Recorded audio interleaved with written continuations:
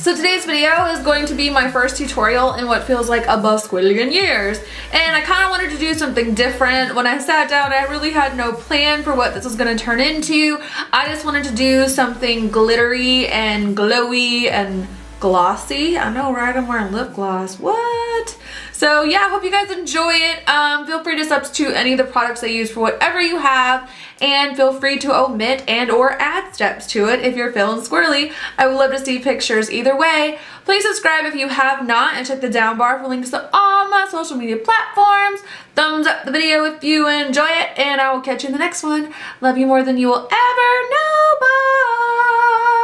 Alright guys, starting off with primed eyes, I use Painterly Paint Pot, and I'm taking my RCMA No Color Powder, and I'm just taking this on a fluffy brush all over my lid from lash line to brow. I've told you guys in several videos that this is a really cool trick to help make your eyeshadows a little bit more blendable, but you can skip it if you would like to. Then I'm taking the Meet Matte Nude Eyeshadow Palette. It's really, really nice. Lots of neutral colors, super blendable, super pigmented. I really recommend it if you're starting out with your makeup collection. And I'm taking Matte Malloy on a fluffy Sigma E40 brush. It's pretty much the same brush I use every time I'm starting an eyeshadow look because it's the fluffiest and it helps deposit my transition color the best. I'm just packing this out mostly in the outer corner of my eye, and you can see I'm fluffing the color inwards. Doing that will help any colors that you try to bring in on your lid blend a little bit better. One thing I will say about this eyeshadow palette, as much as I do like it, I did have to build this color up quite a bit to get it the way that I wanted it to be. I really wanted the outer corner of this look to be super, super dark, and everything else, like on the upper crease for the most part, and especially on the lid, to be super bright and light.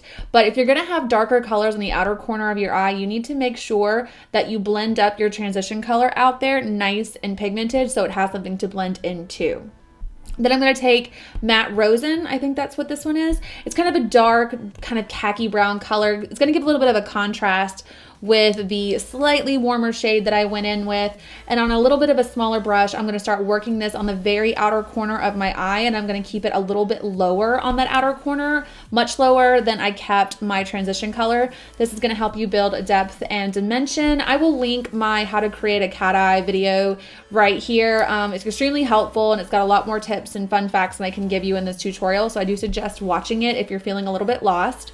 But you're just going to build this up, and like I said, because I wanted it to be fairly smoky, I definitely went in several times just to get the opacity the way that I wanted it. Next, I'm taking Morocco from Makeup Geek on that same E40 brush I started off with, and I just kind of lightly dusted some of the color onto my brush and then worked it up into my upper crease because I wanted it to be a little bit warmer. Anytime you do a look, feel free to mix things up and create whatever you need to get the desired effect. Don't feel limited by one color to do one thing. And then after I did that, I just deepened up that outer corner color a little bit more and started feathering it inwards towards my eyelid a little bit more.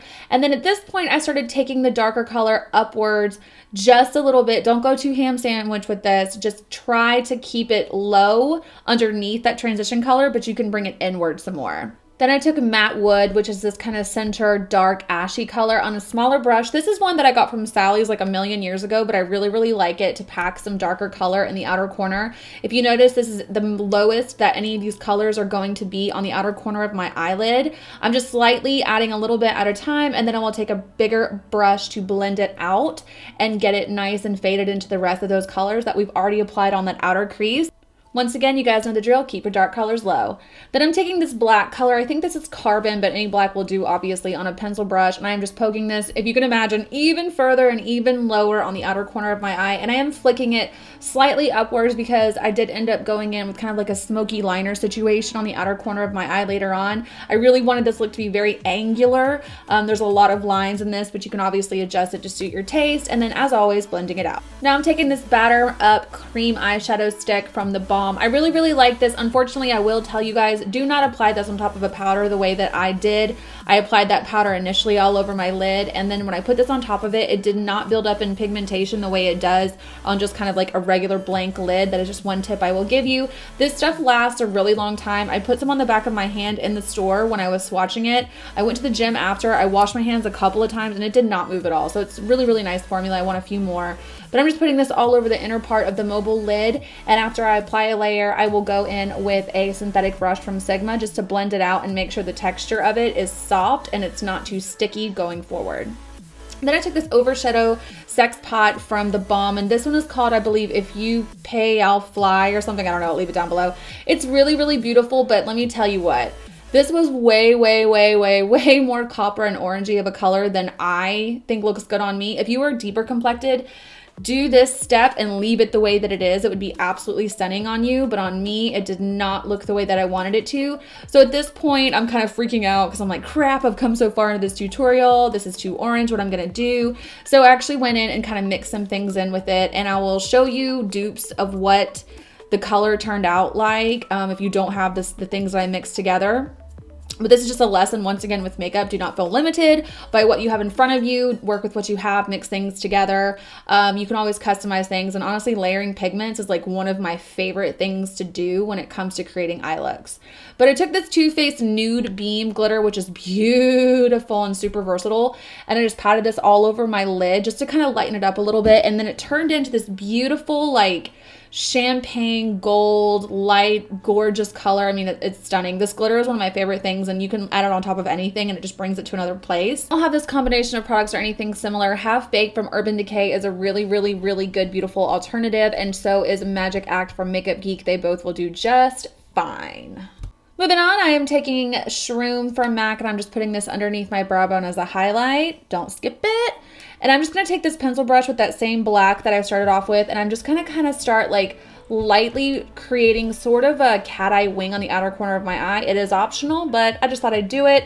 And for eyeliner, I'm just creating a really thin line along the base of my lashes to help blend my false lashes into my real lashes. But if you wanted to create an actual wing with this, you could totally do that. I just have not been feeling wings that much lately. I know you guys have been asking me for a tutorial, but I will do it because you have asked me to. But like I said, lately, just hasn't been my thing. Off camera, I put on my Cocoa lashes in the style Demi G. These are a lot like the Goddess lashes, but a little bit longer and wispier. If you have bigger eyes, these kind of lashes are more ideal for you than they are for someone like me. But the way that I do it with my smaller eyes is just make sure to balance out the entirety of my eye with my lower lash line. You can make anything work if you get creative. Then I'm taking my Photo Finish Pore Minimizing Primer, and I'm putting it in the areas of my skin that have the most texture, as always. And I'm going to take my Naked Skin Foundation on my Sigma 3D Kabuki brush and put this all over my face. I know that my face and my neck and my body are two completely different colors, but that's because I've been spray tanning lately. Don't think that I'm just like intentionally not matching my foundation. It just needs to blend all together and look seamless so I don't have floating head syndrome. And the Sigma 3D Kabuki brush is my favorite brush to apply foundation with because of the angles. It makes it really easy to get around my hairline and between my brows, which are like my first step in every single makeup application. It's really easy to control where your product goes. And then I always blend it out with a beauty blender or a Real Technique sponge in this case. Then I'm taking the Naked Skin, not foundation, concealer. I mentioned this in a haul, and I told you guys I've really, really, really been enjoying it. It's an absolutely beautiful formula. I like how lightweight it is. And I'm just going to take this to conceal and highlight my face. I take it down my cheekbones, the center of my nose, and on my forehead typically. I will say that I wish I would have gotten a color for my skin at this color that it is right now when I'm this tan that was just a smidge lighter than it is. So I'm actually going to blend another concealer in with it. I'm going to take the YSL Touche Eclat. This is like, I think one of the original formulations of it. I've had it forever. I'm kind of stacking it, excuse me, on top of the areas of my face that I've already concealed. You obviously don't have to do this step. I just kind of wanted to make a lot of this look super, super bright. And then I'm going to blend it out with my Real Technique sponge. This is a crucial, crucial step in your makeup application is how well you blend your concealer. I mean, I cut out a lot of the footage when it comes to this point in my makeup look. And half the time I can't even decide if I should keep the complexion part in or not. Should I? I don't know. But yeah, I blend this out for a really, really long time, much longer than you see here. Then I'm taking my Laura Mercier loose translucent powder, and I'm actually going to bake my makeup today. I've been into baking again. A lot of people probably think it's banana sandwich and it's too much, but for me, the benefits of it are when I put this little Mercier powder on top of my concealer, the color that it turns my baked areas into is a much more natural color than if I were to use like a contour kit color, like a banana powder. I mean, there are some that I like, but this is just my favorite way to do it. Plus it's summer and this makes sure it lasts all day and it creates an automatic contour effect. I don't have to go too crazy in terms of contouring. It does kind of a reverse contouring itself. So I took my RCMA no color powder and just set the areas of my face that I didn't bake because I need to have a powder texture to put my bronzer into. For bronzer, I'm using the Balms. I think it's called the Desert Bronzer. It's beautiful. This is swatched on the back of my hand. It's actually supposed to be like a bronzer slash blush. And at first when I saw that, I thought that was kind of ridiculous and probably just a marketing ploy. But when I played with it, like it is a super beautiful skin-like bronzer. Like it has just enough of a kind of bronzy brown tan shade and just enough of a pink kind of skin tone shade. It could definitely be both. And if you're not into blush at all, I would recommend picking up something like this to kind of do like double duty bronzing slash contouring and blushing. It's awesome. Speaking of contouring, I'm taking the IT Cosmetics contour palette and I'm going to mix the light contour and the medium contour together on my Eda brush just to lightly carve out the backs of my cheeks. And then to contour my nose, I'm just taking the soft contour, the lightest one, to run along the sides of my nose and kind of dust off the excess powder that I have there. This is how I contour my nose, and I only contour it just so it matches like the rest of my face in terms of the sculpting, excuse me. And then I will dust the crap away of this powder. Like another thing that I actually do a lot longer than I leave in this video is dusting away my cooking powder so I don't have any like extra residue on my skin looking kind of cakey. Just take your time and get it all off. I will always leave the underside of my contour though to continue to cook while I do my lash line. I think I got a little out of focus during the lash line, so I'm really sorry if it's kind of hard to see what I'm doing. But I'm just taking the first color that we started off with in the palette and I'm mixing it with that Morocco shade, and I'm going to wrap it from inner corner to outer corner, and I'm really going to bring it up and connect it with that little outer wing we created back there. And then I will go in with the next brown shade on a smaller brush, kind of focusing it mostly on the outer corner in terms of like the intensity because I want it to connect with that outer wing. And I will create like a little pocket going in on the inner corner of my eye because I'm going to apply some glitter there later. You don't have to do this stuff if you don't want to at all. It's completely optional. But like I said, I really just wanted to play with glitter and like sparkly stuff. The inner corner of my lash is trying to pop off right now. Like, why are you playing me that way? Anyway, just make sure that you blend it out every single step of the way. Your lash line can either make or break your look, in my opinion. And when you do looks like this, they're super lash line heavy.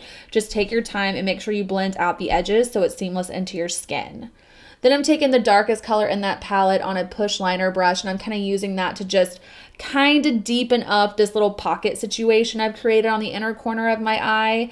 The trick to this is to hold your brush at like a diagonal angle on both sides of your eyes so that they're somewhat even.